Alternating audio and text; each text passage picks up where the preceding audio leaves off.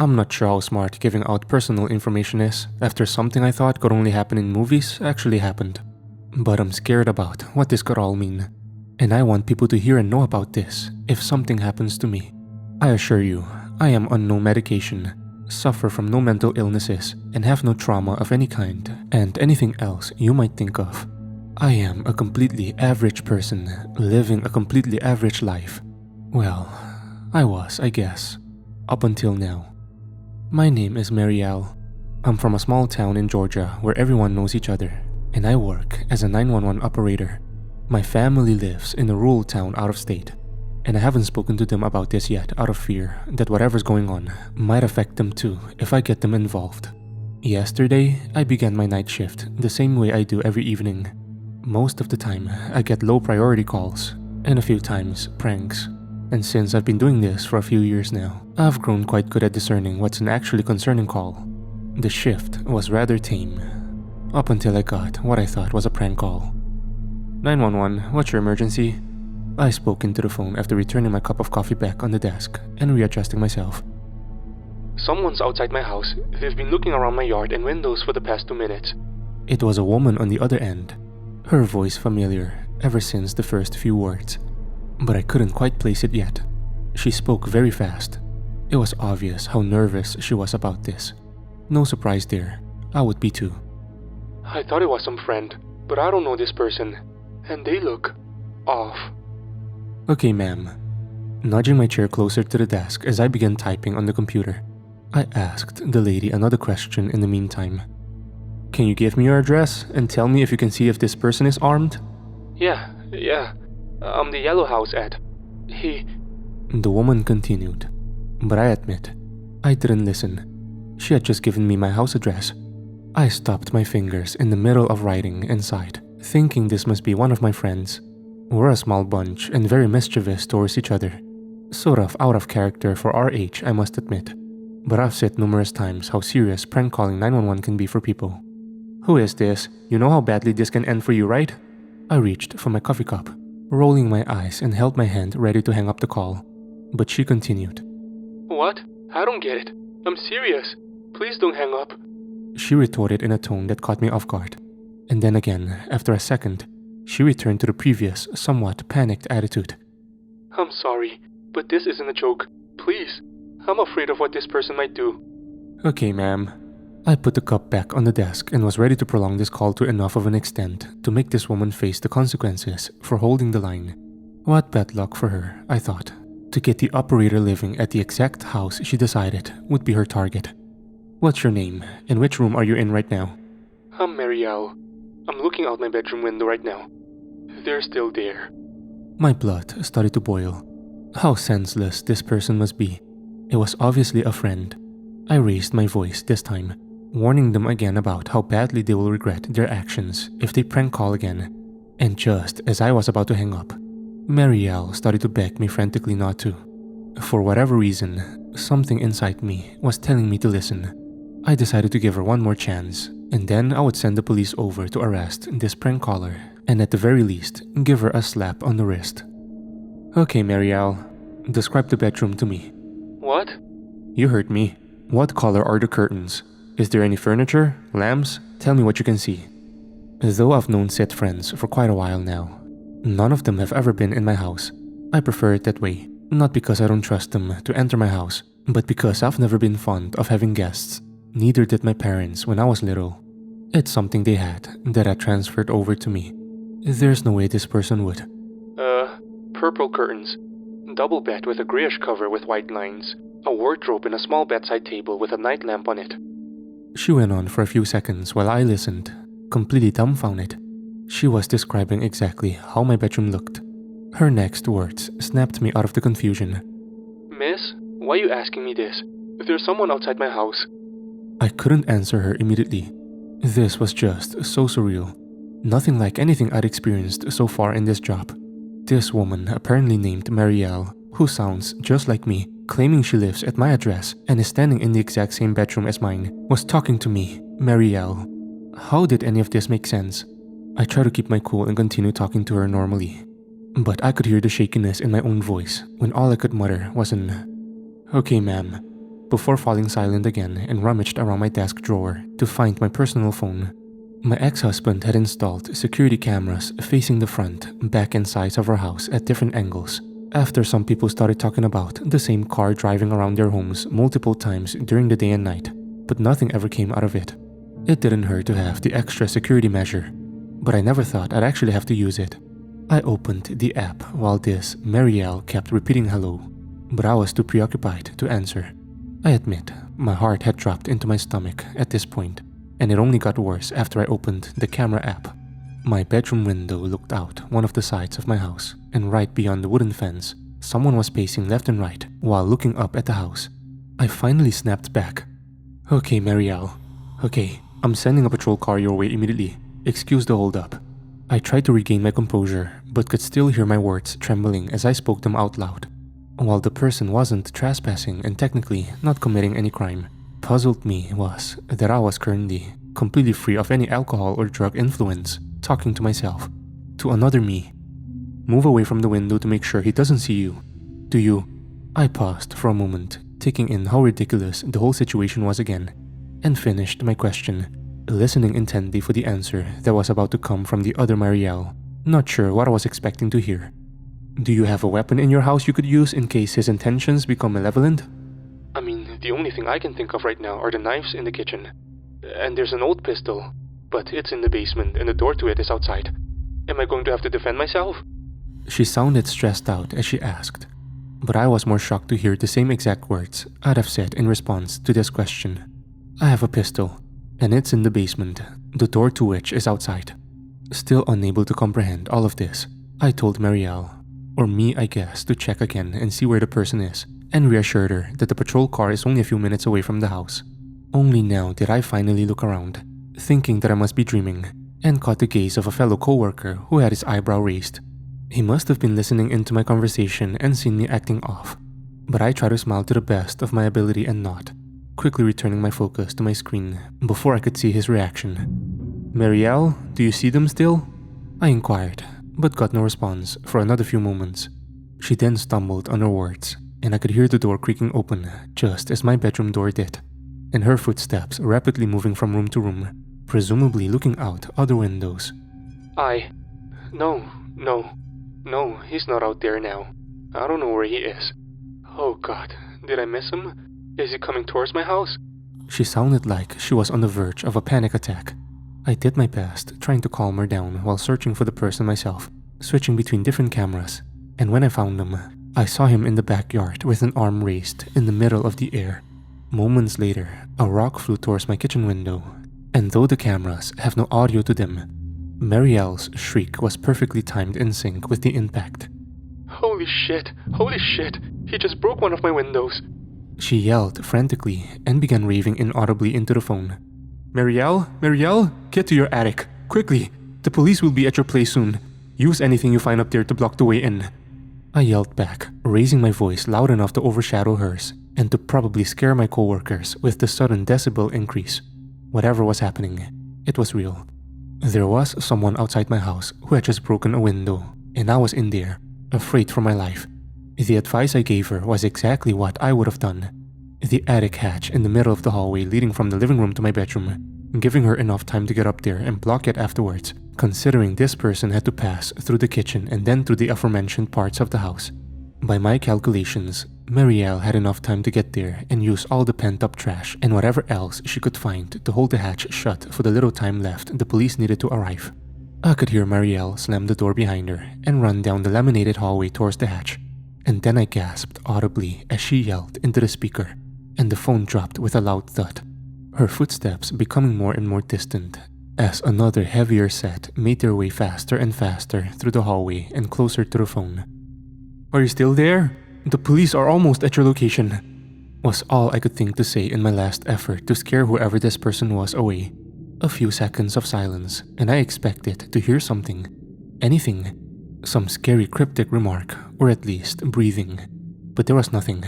My last word into the receiver was an empty hello before the other end hung up. I couldn't believe what had just happened, and must have sat at my desk staring into the screen for at least 2 minutes before the same coworker from earlier, Connor, came and put his hand on my shoulder, prompting me to scream and push him away. The entire office looked our way, and he put his hands up in the air. I apologized profusely more times than I could count. Everyone turned back to their desks, and Connor lowered his hands. "Tough call?" he asked and leaned on my desk, handing me a chocolate bar. "You seemed really on edge the entire time and, well, this just confirms it."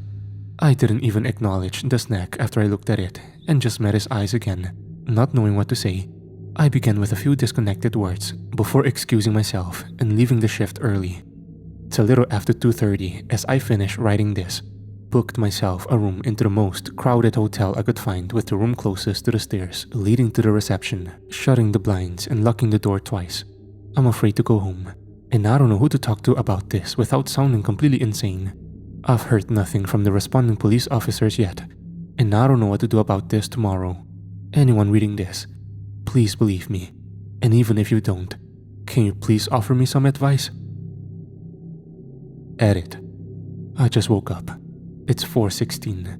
5 minutes ago, 2 calls from someone with no caller ID woke me up, but I didn't pick up.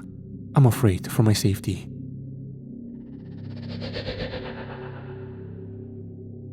I sat on the cushioned armchair in the hotel room Marielle had rented after running off inexplicably from her shift last night. I called her earlier this morning after finishing work without even going to sleep.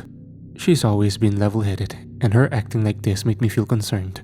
I couldn't just let it go, and now here I was, listening to how she apparently spoke to herself last night on the phone. "Marielle, are you sure these night shifts aren't a bit too much for you?" Though I wanted to trust her, what she was describing to me sounded straight out of a book or a movie, and the lack of sleep really takes a toll too big for you to even comprehend. I'm not saying you're making this up, but maybe just, you remember it wrong? Marielle paced around the room with one hand resting on her hip and the other held up to her forehead, pushing her hair back, and exhaled loudly. "I know how insane this sounds, Connor, but I'm telling you I'm 100% certain about what I heard and saw on those cameras. There was another me in that house last night, and some person broke my damn window. How can you be taking this so calmly? We haven't heard from the responders yet, and it's been more than 6 hours." She was right. There had been no info back to us on that call. Nothing on the news. No contact from the officers. When I used Marielle's phone to try and call back whoever it was that woke her up, there was nothing. I told her that while I can't explain the call itself, I agreed that it was too dangerous for her to go back home considering there was an intruder. I offered her to stay at my place for the next few days, and while she agreed and thanked me, she wouldn't let the topic of her other self go. I understood her to some extent, but I was still skeptical. So I offered her to go back to my place so I can change and grab the pistol I kept locked in my safe and a flashlight. Then we could look for the officers at her house ourselves. She was afraid, but I think the curiosity and stress about what might have happened to the supposed other her prevailed and was what made her agree to this plan. I waited for her to get her things out of the room, and I drove back to my house, in the meantime asking her about any details she might have missed about the call to make sure we were going in prepared. The drive to her house was not long, and during it, I tried to play some music to lighten the mood or talk to her about anything so I could distract her. But all I got was 1 or 2 words in response while she was lost in thought looking out the window. When we arrived, I parked in her driveway, where just outside sat the policeman car with the 2 front doors slightly ajar but no sign of them. Marielle's breathing fastened, and I put a hand on her shoulder to calm her down. Then without anything being said, both of us got out the car. The first thing we did was walk up to the police car and see if there was anything out of the ordinary, like slashed tires or any signs of a struggle. But it was parked there like any other vehicle, and there was nothing obvious on the inside. What I discovered though was the radio, which while it didn't look like it had been tampered with, was not working. I walked back towards the house and called for Marielle to walk with me as we circled it from afar, finding the broken window leading into the kitchen. I was just about to suggest calling 911 again and have them go into the house while we wait outside, but Marielle snapped before I could even begin to speak. "Why the hell is nothing being done about this?" She raised her hands in the air and turned to look at me, her blue eyes conveying a mixture of anger and confusion. 2 policemen have disappeared since responding to this call. There was an intruder in my home, and there was literally a clone or something of me inside while I was at work. Tell me why we haven't heard anything about this, Connor. I I don't know, okay? If everything happened like you say it did, it just doesn't make sense. I cut her off before she started talking again, knowing that she jumped me for accusing her of lying. But we really should just let the authorities handle this. We're not professionals. Marielle tried to get something out, but just cut herself off and shook her head. I thought she had given in and would do the logical thing and take my advice. Instead, she took a few steps and walked towards her back door, and then looked back at me. What are you doing? I'm going in. No one's gonna listen to me anyway, and I'm not about to leave here without at least some kind of answer or clue. I stared at her, completely taken aback, and waited a few seconds to see if she would say anything else. But she just stayed there, looking right at me. I knew deep down she was hoping I would say that I'm going in with her. Well, before I did that, I tried to convince her to think this through again. But that was obviously not going to work. So that's just what I did. But I have to admit, I was getting nervous myself. The back door was unlocked and led into a different hallway than the one she told me about, which I figured out by the lack of an attic hatch. Marielle told me the layout of her home, and we walked together. Me in front, and with my gun drawn as I called out, asking if anyone was there. She smacked my shoulder and raised her arms with wide eyes, and I shushed her. We had no way of knowing if there was an intruder or police officers, or both, and I didn't want blood on my hands, no matter whose. As you might expect, we got no response from anywhere and heard nothing that might indicate there being anyone else here with us. We found nothing out of the ordinary in the rooms of Marielle's home, but the hallway with the attic had some things worth noting. The first being what we immediately saw, the phone on the ground and slight marks like scratches on the walls, which were the only signs of anything out of the ordinary. Well, you know, besides the broken window. That must be what she used to call. It's identical to mine.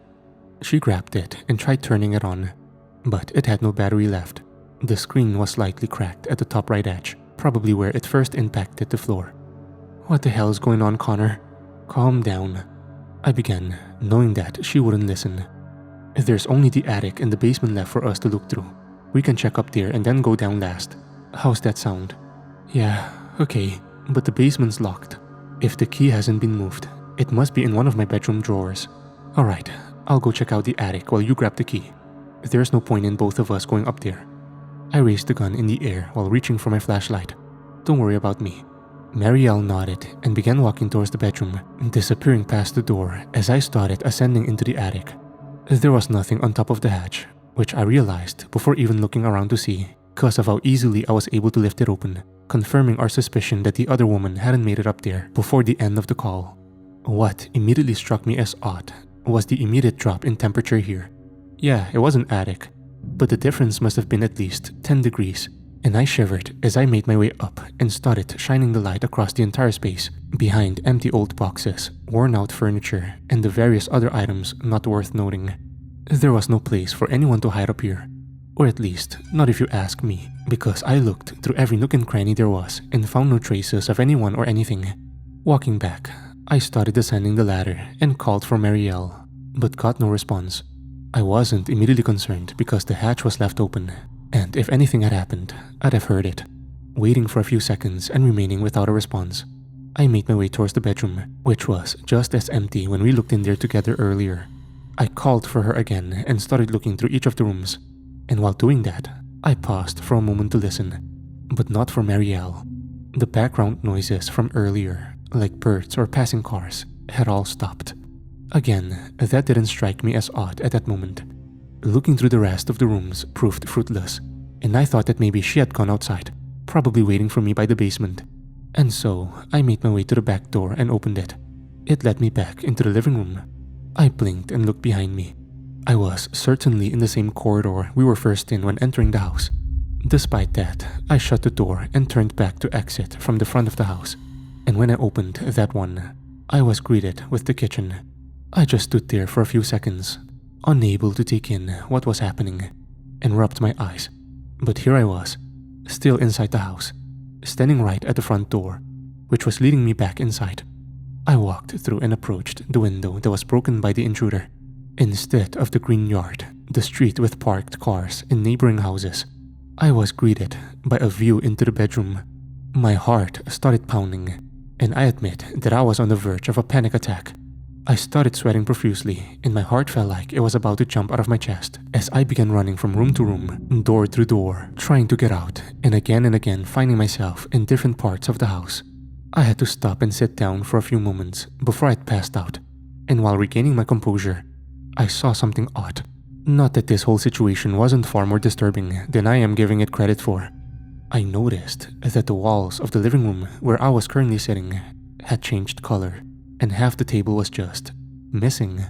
Like, imagine a bug or a glitch in some video game where half a piece of furniture is there and the rest is gone.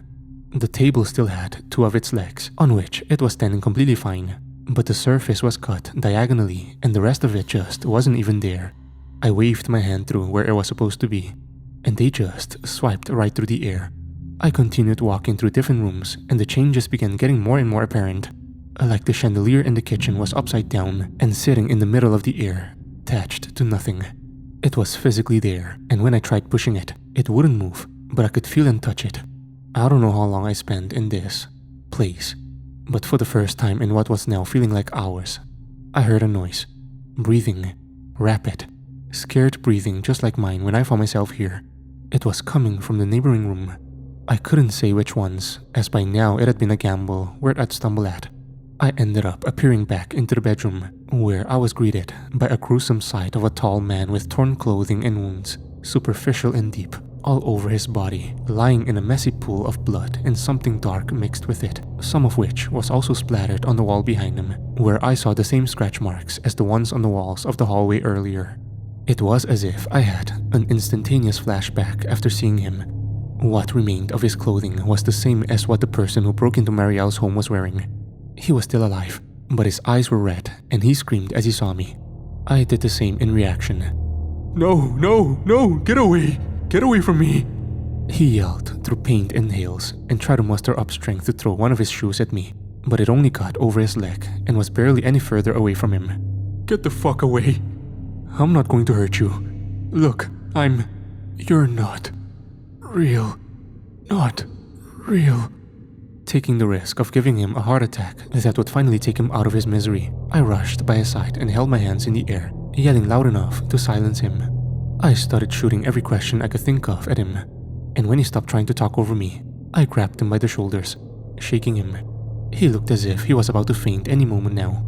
I asked him what this place was, why he broke in, if he knows Marielle, and I could barely get any coherent response out of him until he grasped my right arm with strength he didn't look like he had, which left me shocked and silent. During my time of silence, he spoke.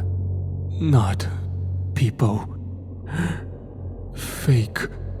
Before I could inquire, or he could reveal more himself, I was suddenly thrown into the wall, next to the man. Couldn't even yell in reaction to the pain. Another blow struck me right in the ribs, and the pain was so unexpected and strong, I held my eyes shut and clutched at my sides. Amidst the chaos, I could hear the man scream, and suddenly what I assume happened was that he got thrown away. His screams continued, but faded in the distance, and I heard a crash and glass breaking. Mere moments later, just as I was about to open my eyes, I was grabbed by one of the arms and flung right back out the room's door. Suddenly, all the noise stopped, and I stayed curled in a ball on the floor, tears of pain streaming down my cheeks as I held my hands over where I'd been kicked or punched or whatever happened. I assume I had at least 2 broken ribs, and I could barely touch the area without sharp pain coming in. When I opened my eyes, I found myself back in the attic, but this time, I could hear Marielle yelling for me downstairs. I slowly got myself back up, holding my side while descending back down into the corridor. I could hear the neighborhood sounds had returned. I'm here! I shouted and sat on the floor while waiting for her to arrive. When she did, she gasped and ran at me, putting a hand on my shoulder, asking me what happened and how I got hurt. We have to get out of here. She helped me get up, allowing me to lean on her as we started walking out. I'll explain at the hotel.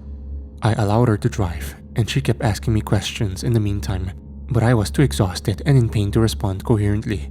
We arrived at the parking lot, and she turned to face me, looking me in the eyes and saying something I didn't even register at that point. I was too caught up in a small detail that I knew I would have noticed for all the time I've known her. Marielle, since when are your eyes 2 different colors? I could not find the key to the basement no matter where I looked in the bedroom. I don't remember misplacing it, but with everything that's happened in the past 12 or so hours, I wasn't about to question something as mundane as this. Afraid to go too far without Connor, I decided to wait by the ladder up to the attic for him to finish searching, and maybe join him if he found something. But when I stopped to listen, I could hear no footsteps or no noise coming from up there. "Connor?" I called while looking up at the darkness above me, seeing no ray of light from his flashlight either. But I heard him speak to me, and I figured he must be quite a way inside. "I'm up here." His voice was flat, and it just sounded strange. Not quite like him, but I chalked it up to the way sound carried itself from above to the hallway. "Come up. I found something." "What's up?" I asked, starting to climb the ladder, but didn't get the answer I expected. Actually, I got no answer at all. "Connor?" I called again with my head now poking up into the attic, and I finished ascending, cleaned my hands of dust, and shivered from how cold it was up here. I then looked around and found myself completely in the dark with no light coming from anywhere. Something felt wrong, and I wasn't sure if the next chill that ran through my body was from the cold or my intuition. I didn't wait around to find out and quickly climbed back down into the hallway where the cold of the attic followed me. It was strange, to say the least. It wasn't like that before I'd gone up there. I waited for a little while, wondering what had caused Connor to behave so unlike himself. The cold was too much, and I began feeling uncomfortable. So while waiting for him, I decided I'd go back into the bedroom and grab a jacket. But upon opening the door, I was greeted to my living room. I don't think I need to describe to you how I felt at that moment, but I began growing more and more concerned as I wandered from room to room and found myself in an impossible loop of my own home, to which I was now like a mouse to a trap. Occasionally, after going through each room so many times, I could hear sounds that didn't seem to fit, and objects denying reality itself. Windows had been placed on ceilings looking into nothing, furniture floating in the middle of the air or clipping into the floor, a reality show playing in the middle of my kitchen in which there was no TV. To say the least, I was terrified and convinced I would never make it out of here, as everything only seemed to get worse and only that much more confusing. And no matter how much time I spent looking in each room I'd move to next, I would find nothing that even hinted at a way of getting out of this maze. Adrenaline flooded my body in the middle of my search of the kitchen when I heard footsteps and increasingly louder static mixed with a voice constantly changing its pitch, but not in a regular way. Rather, this voice was constantly swapping between male and female. There was nowhere in the kitchen to hide, so the only thing I could do was hide behind the counter on the other side and stay as silent as I could be, considering the circumstances. I covered my mouth and still feared the sound of my heart pounding would be enough to give me away. The three sounds moved closer and closer together, and eventually reached the kitchen. The footsteps came to a stop, but what I was hearing disturbed me in a way nothing had been able to in all my time alive. What I heard, presumably coming from the entrance to the kitchen, was, like I said, a voice swapping between that of a man and a woman, mixed in with radio static, citing yesterday's news, then the weather report, random conversations, and then something all too familiar. 911, what's your emergency? It was my voice. My breathing froze, and I slowly looked up without revealing myself from the counter, expecting whatever was here in the kitchen with me to be looking down like in a horror movie. But thankfully, there was nothing. The voice continued, swapping between the voices of two other men, mine, and out of nowhere, Connor's. Marielle, since when are your eyes two different colors? I widened my eyes in disbelief and covered my mouth with both hands, praying whatever this was would leave. The static grew louder first, and then it began stopping and starting again at random intervals while this thing continued repeating the same phrase over and over again. It was sickening to listen to. Marielle, since when are your eyes two different colors? Marielle, since when are your eyes two different colors? By now, the voices had stopped swapping, and only Connor's was the one repeating this. Then, just as suddenly as it arrived, the footsteps began walking in the opposite direction and the phrase fading into the otherwise silent house. I was so petrified by what had just happened, I couldn't bring myself to get up for another few minutes and had to keep myself from crying. After spending enough time with just myself and no inexplicable sounds showing up, I stood upright again and looked around to find that I was alone. It finally dawned on me that because of the state of panic I was in, I had completely forgotten the most obvious part of the kitchen. the window that the intruder broke to get inside. It was still shattered, but unlike most of the other windows that looked into nothing or just walls, beyond it was my bedroom and the sight of a body on the ground that I could not recognize. I gasped when I saw it, then noticed that it was lying in a pool of blood. I crawled through the window and approached it slowly. Being able to get closer to it allowed me to see that its clothes, though torn and bloody, were the same as the ones the man who had broken my window was wearing. The realization made me stop in my tracks for a moment before resuming my crawl towards him. It was a man whose face I could not yet see. It was turned away from me and the hood of the grey hoodie, or what remained of it, was still up. There must have been some kind of fight with someone or something, because over his legs was my bedside table with the lamp broken on the ground, glass scattered all around. Carefully kneeling down as not to cut myself, I turned the man's head towards me, revealing the wide-eyed, bloody face of someone I knew all too well. Lying before me, dead on the ground after breaking into my home, was my ex-husband, Russell. I never talked about Russell much to anyone after we finalized our divorce. I had long since been emotionally detached from him after 2 years of growing neglect that made us argue more and more every day, and we would end up not talking to each other for weeks after some of the fights. Everything started as what I first thought was a way for him to try and scare me, as he knew I had always been afraid of anything horror related. So he found it funny to occasionally read out a scary story or pop out of a corner to see my reaction. I never paid him much mind and only laughed it off when he started talking about the other side and the mirror people, but he kept getting more and more interested in it until that was everything he would talk about from day to night, sometimes not even sleeping to continue what he called his research. And what I found to be mindless scrolling on the internet and reading made-up articles about some made-up thing to scare teenagers and gullible minds. Now, after everything I had seen and gone through, I remembered all of it for the first time in the few months I'd been able to bury it in my mind. I don't know what he was doing here, why he was trying to break into my home, and how he ended up like this.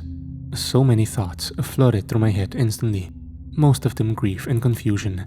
But I had no time to process any of them as I jumped back at the sight and a piece of glass pierced through my right palm and I let out an involuntary yelp.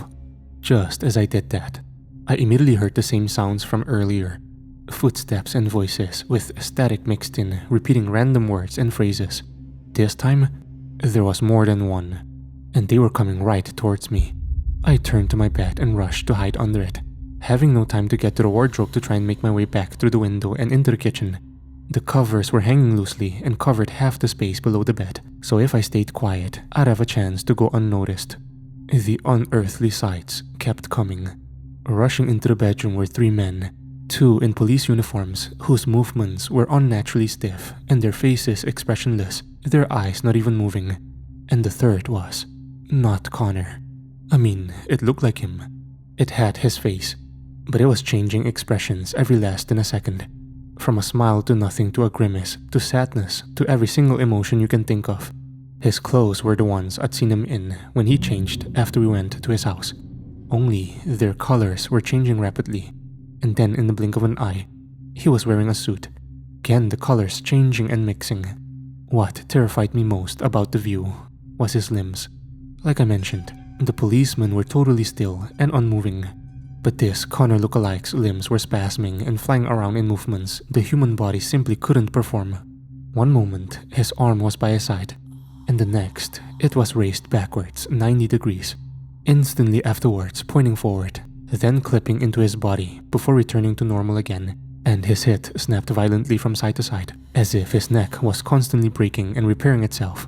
Their presence brought with them the static, but once they had entered the room, the voices had stopped, and they just sat there for about half a minute, before the static began ringing so loud I almost had to cover my ears, and then the 3 just disappeared. They were gone, as if they'd never been there. I waited to see if anything would return again, or if I'd hear any noises, but the only thing was total silence and the body of my ex-husband uncomfortably close to me while I was hiding. I crawled out from under the bed and took one more look at him before quickly jumping through the window into the kitchen again. Only this time, it led me back to the hallway with the attic. There was sure to be emotional fallout from this, but my brain was not letting me process it now. Before I could even look around, I was tackled by something into the wall. and my mouth was covered, preventing me from screaming no matter how I tried. I started throwing my hands erratically into this thing, trying to hit it and make it release me, but it only began shushing me and reduced the strength of its grip. I opened my eyes to see Connor, bruised and disheveled, his clothes dirty and stained with blood. He stared at me and spoke. Blue eyes. He then looked at my bloody hand and let me go, before pressing a finger to his lips, telling me to stay silent. Seeing him so beat up while the rest of those things looked, well, completely abnormal and impossible to even exist, and considering the fact that if he was not the actual Connor and wanted to harm me, it had the opportunity to, but didn't. Connor? I whispered and eyed him up and down. He really had it rough somewhere. Is it you? The real you? Yes. Quiet, Marielle. Something's here. It's not human. Connor was more afraid than I'd ever seen him, and he gave the impression of someone who was not easy to scare. We need to find a way out. How did you end up here? From the attic? Yeah, the first time. The first time? After making sure we heard none of those things approaching and looked through the window and each of the doors, Connor and I sat in the middle of the hallway where he explained to me how he had been attacked by something after finding the intruder and was thrown back into what we assume was reality, where I found him and we drove back to the hotel. That's when it seemed that my eyes were different colors, and bringing it up caused this other Marielle to begin distorting her limbs just like I'd seen the other Connor do, and her head started to twitch. Before he could get out of the car, she lunged at him from the driver's seat, and he woke up again in the middle of the living room. We were able to mutually shock each other, him with this experience, and me with the fact that this intruder was my ex-husband. So why did he try to break into your home? Does he hate you? Did he want to hurt you? No, it was obvious to me he still loved me even after all the arguments and the divorce. I was the one that ended things. But he'd spoken about the other side and mirror people. That's what he called them. I blinked and moved my eyes from staring into the wall that was not the right color to look at Connor. I think he knew something about this and was trying to warn me. We sat and thought for a little while longer before he got up and helped me off the floor. We have to find a way out fast, Marielle. The door we went through led us into my bathroom, or this place's version of it. It looked exactly like it normally does, which was unusual, aside from one thing. And that was the mirror, which didn't have its usual reflective surface, but was instead looking into another bathroom. We looked around thoroughly first, before I helped Connor climb up the sink, and he crawled through. The second he did, however, he disappeared, and I was left all alone again, afraid to turn back and unsure of what else to do. I started making my way on the sink with one leg, and through the mirror with the rest of my body. Halfway through, I turned in reaction to hearing an ear-piercing scream coming from a woman, mixed with the undertone of a male voice and the damned static. Charging through the door of the bathroom and right at me was me. The other Marielle's eyes were wide and her mouth open as wide as it could humanly go, and she grabbed me by my ankle and began pulling me back in.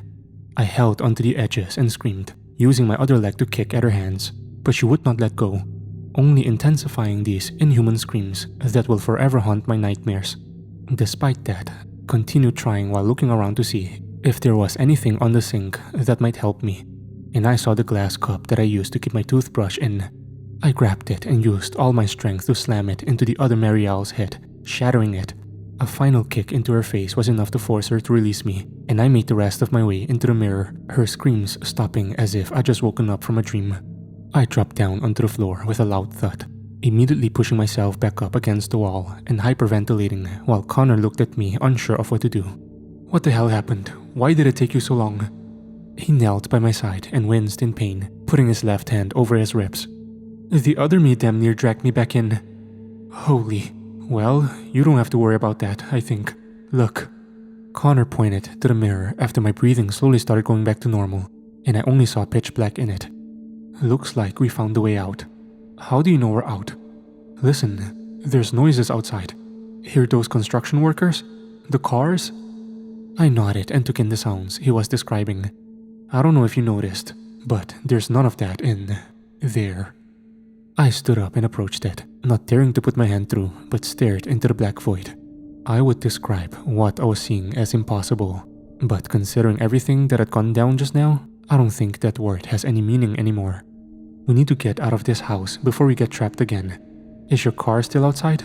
I asked as I opened the door leading out into the hallway, making sure to check beforehand. The house looked completely normal. No, I don't know where it is. Maybe still at the hotel, or... Honestly, I have no idea. I just showed up here again after being attacked by whatever that thing pretending to be you was. My car was at the hotel also.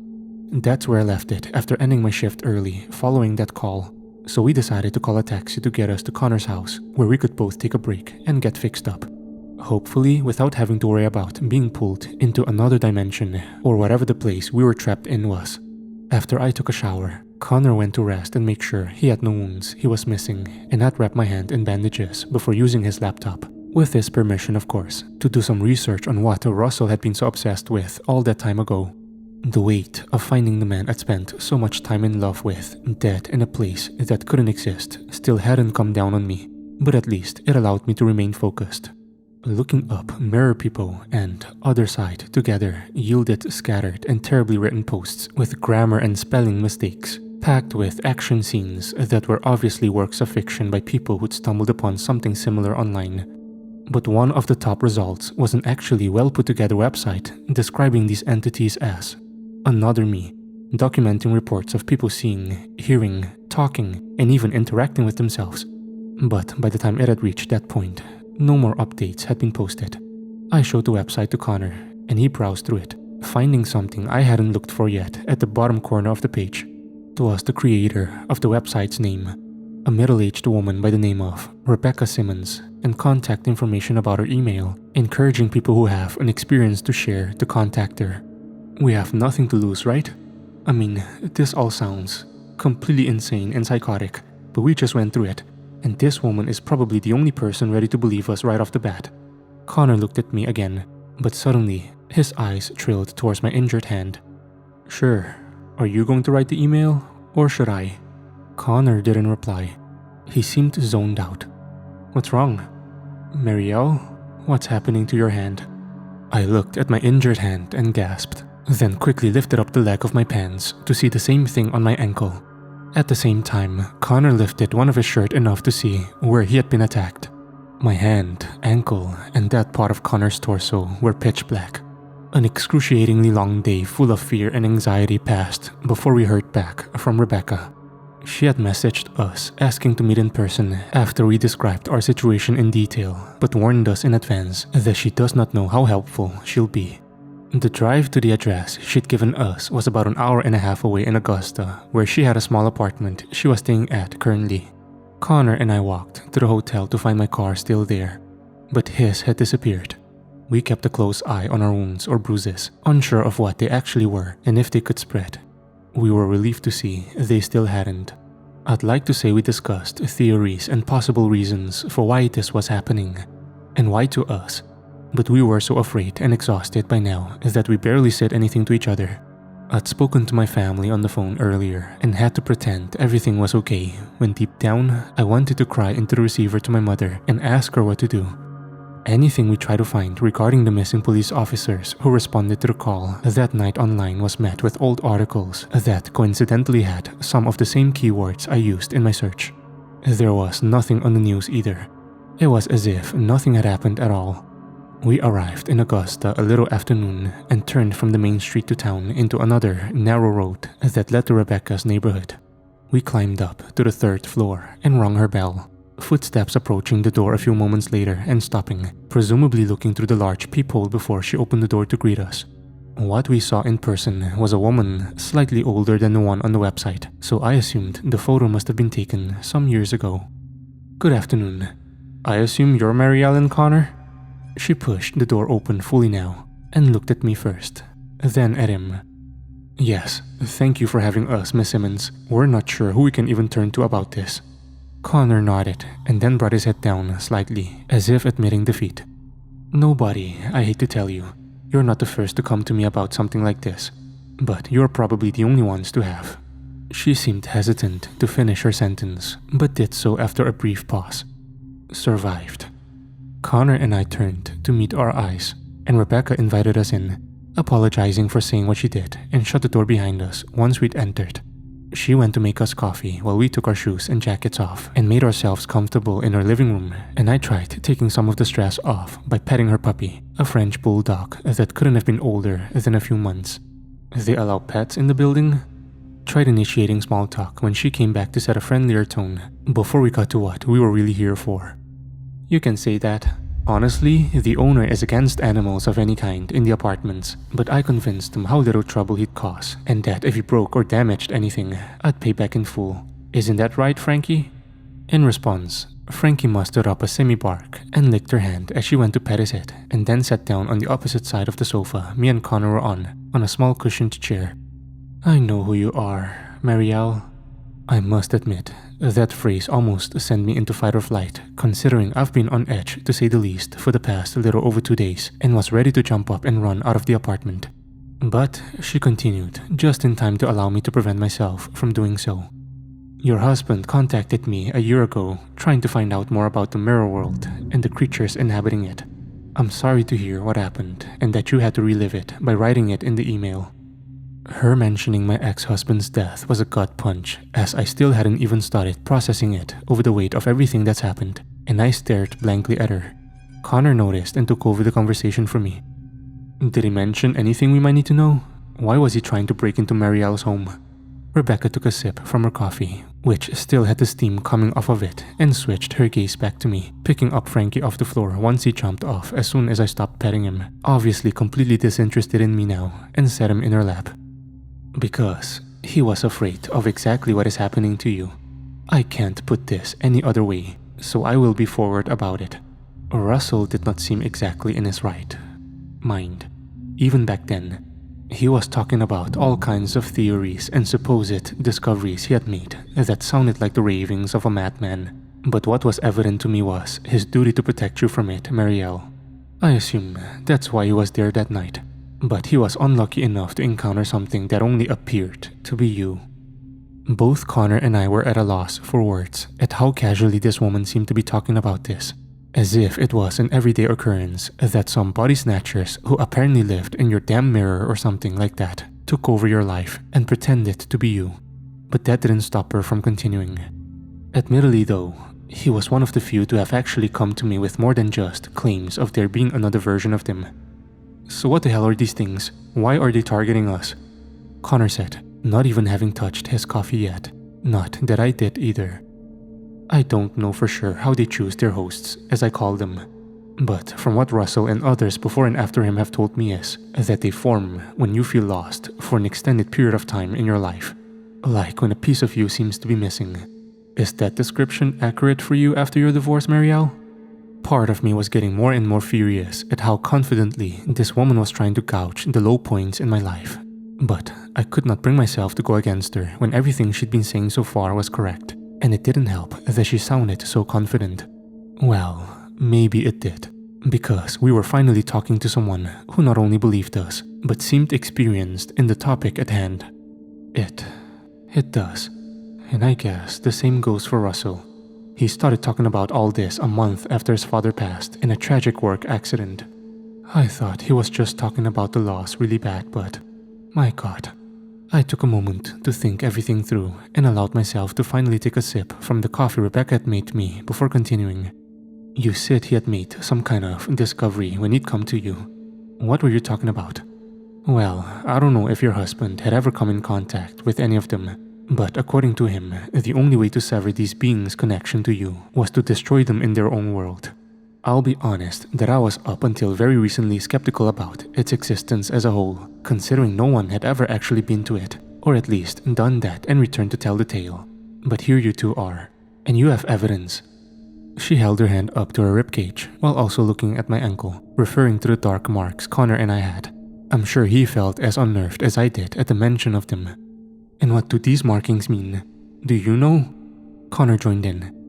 My theory is that it's this other reality's way to manifest itself into our own. I can't tell you what that means or how dangerous it may be, but I hope nobody has to find out.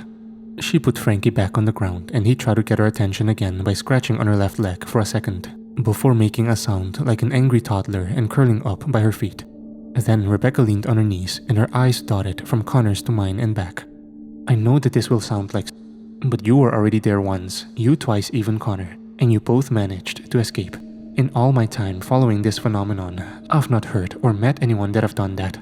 I'd say it's your decision if you want to do this, but with those marks you have, I'm not sure if you have any choice in the matter. If you want to, stay.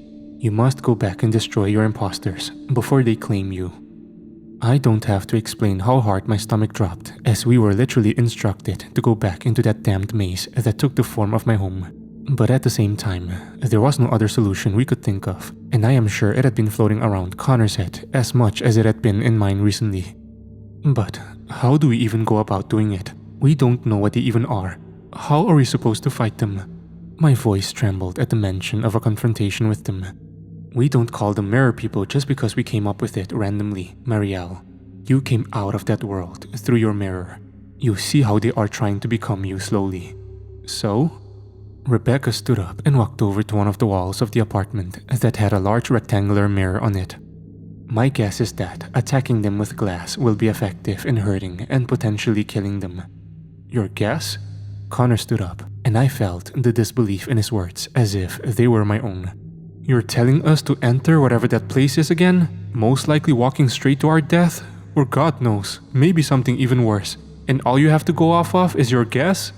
She turned back to face him, seemingly unaffected by his demeanor, and crossed her arms before speaking. Like I said, I've never encountered one of them myself, and I'm only going off of what I've heard by people I've spoken to both in person and through my forum. If it makes you feel any better, I am more than willing to come with you. I've been investigating this for far too long, and I want to be able to help others in your situation if they ever come to find me. So you are saying this isn't just happening to me? It's a whole phenomenon. When was the first time something like this happened? I can't tell you for sure, Marielle. Rebecca shrugged and now turned her whole body to face us, and Connor shook his head while sitting down but remained silent. But you're not the only one being haunted by yourself. You might realize now though why it's not a widespread threat. People who look for help from those not familiar with it end up ostracized or thrown in mental hospitals. We stayed at Rebecca's apartment for another half an hour, going through Connor's and my experience in the mirror world, and then getting ready to leave and drive back to my house. It sounds just as insane as it did then, typing this out. Our conversation on the drive back with Connor in the driver's seat this time was mostly filler or silence. As much as I didn't want to admit it because she was still helping us, Rebecca was not a great person to be around. And I can see why she'd be doing something so out of the ordinary, considering how apathetic she seemed to people's emotions. And the second thing I was looking forward to the most after freeing myself from the other's me torment was not having to spend another second with her.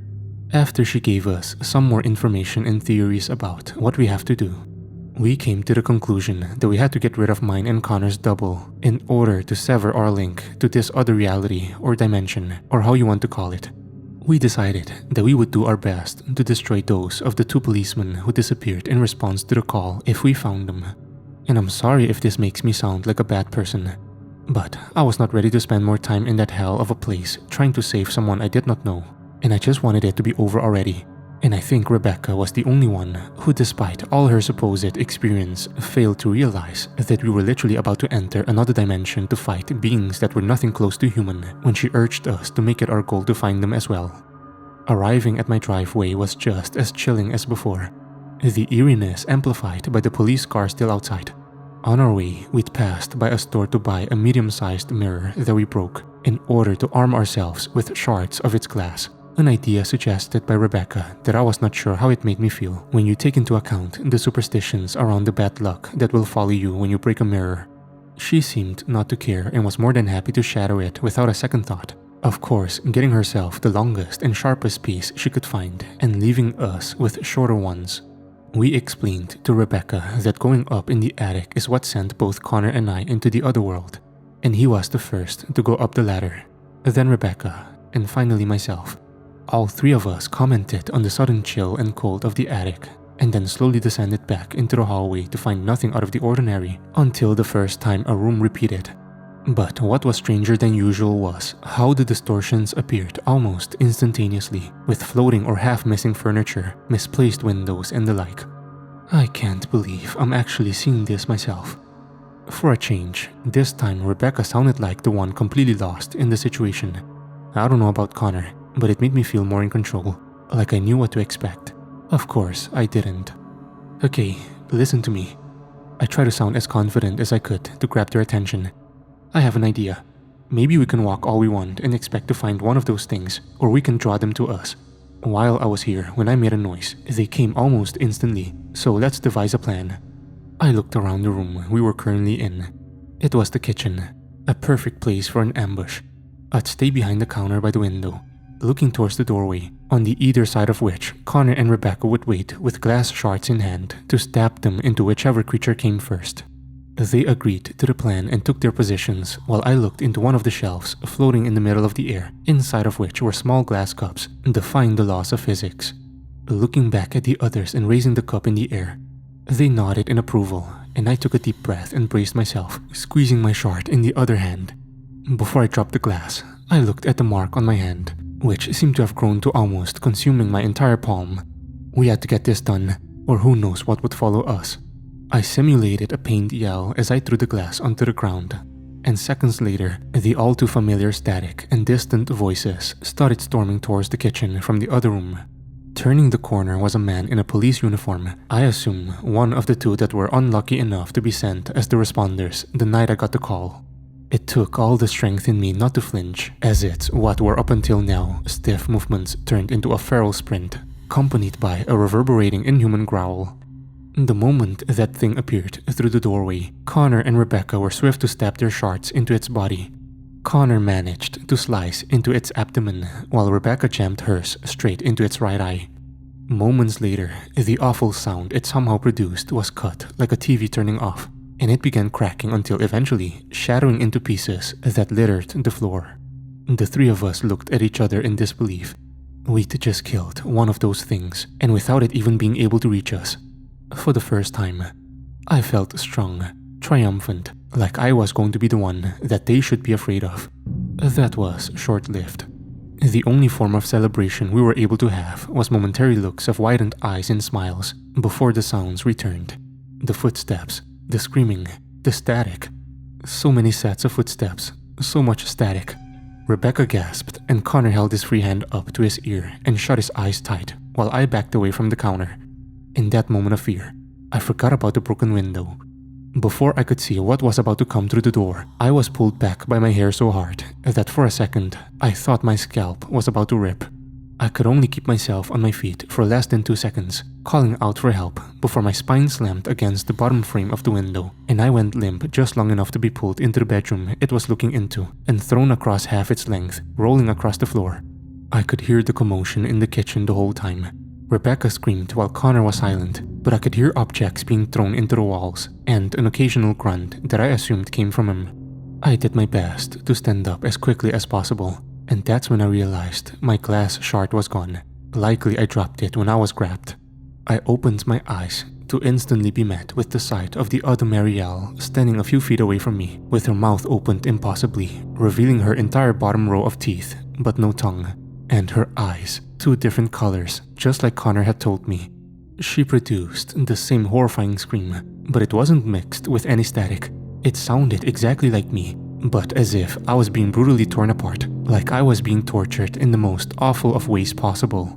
Looking around the bedroom, I realized there was nothing I could use as a weapon, and by the time I did, the other Marielle had started her charge at me again, and I screamed, barely managing to slip past her and throw myself under the bed. I reached for the pillow, and through horrified, panicked inhales and exhales, I threw it at her, which as you may imagine was not a very effective weapon, and I crawled back, gasping as I fell over at the other side. Standing up as fast as I could, I was met with the awful sight of her crawling under the bed like a spider, but that was not what disturbed me most. Her head, mouth still hanging open so painfully and eyes empty like a dark abyss. Her head was throwing itself into impossible angles, just like that thing pretending to be Connor had been doing while I was hiding. I tried to make my way to the other corner of the room, but she pounced on me, pinning me to the ground with inhuman strength. She gripped my neck and lifted me up, slamming me into the wall. And as I looked into her, parts of her skin started going black. While I was still running, I heard the sound of glass shattering through the window.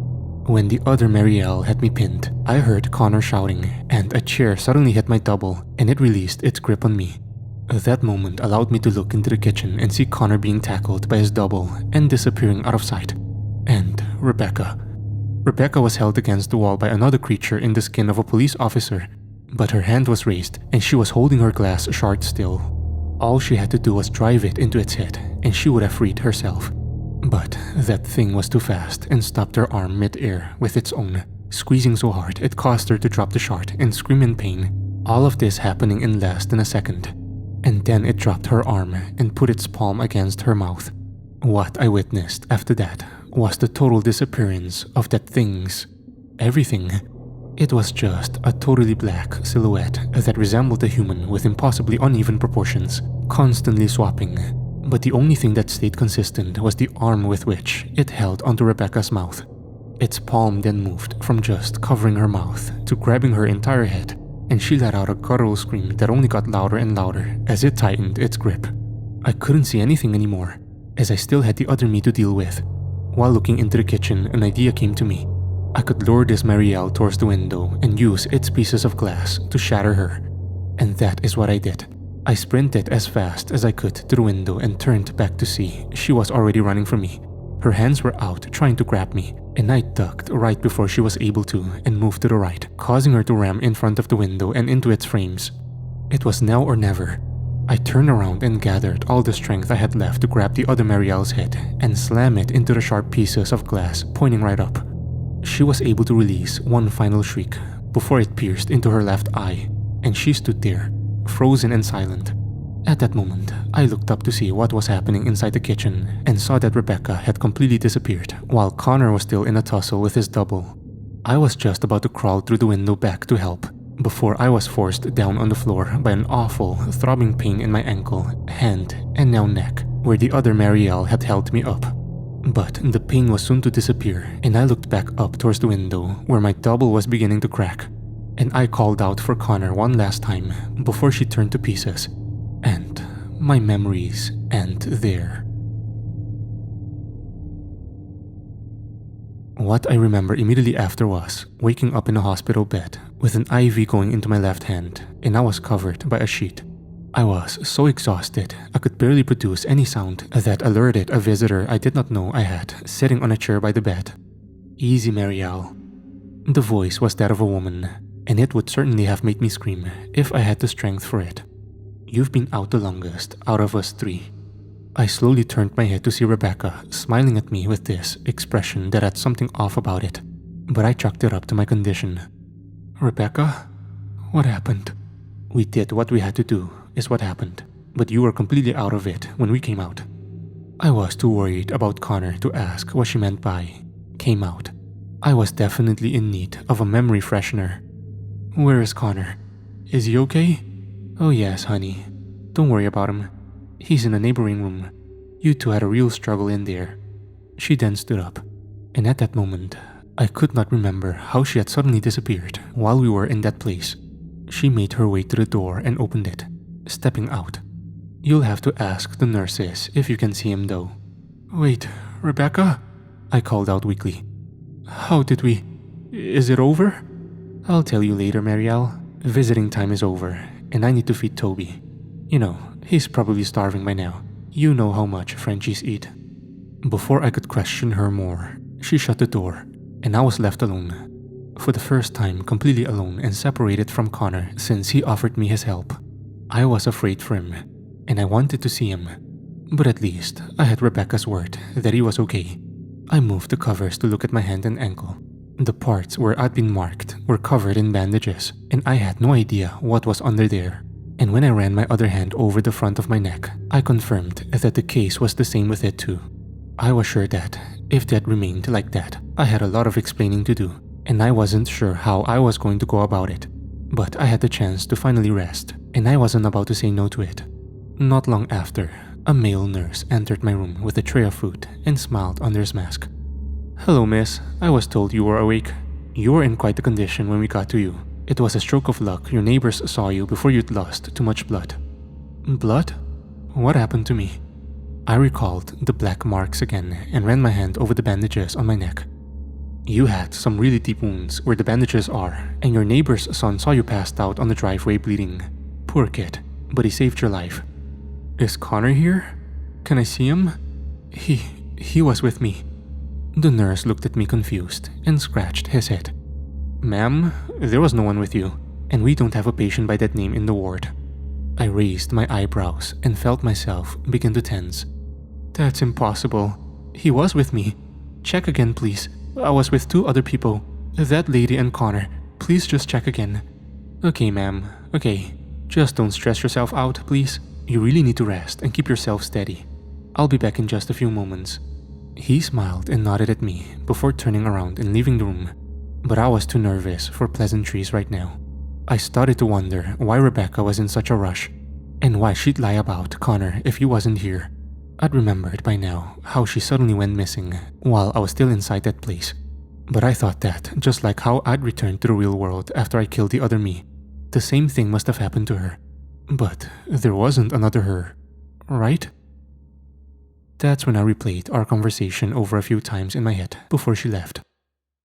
And I kept stopping at one detail in particular. Was I misremembering it? Or did she get the name of her dog wrong?